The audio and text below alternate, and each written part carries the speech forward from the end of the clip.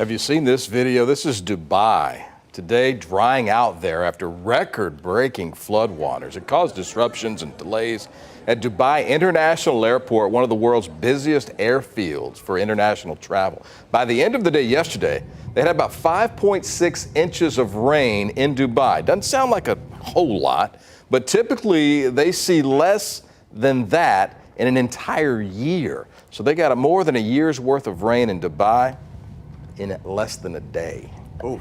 And the system is not built to handle it. They do not get that kind of rain, so therefore they're not ready when they do get it. I was looking at it, so they average like 3.5 inches of rain for the entire year. 12 months. So they got nearly doubled crazy. the annual rainfall in one day. You could see the airport where the airplanes were taking off and the water was up to the wing. It's crazy. You see that video, it's like, okay, was there a hurricane in Louisiana, Florida? Nope, that is Dubai. Wow. Now,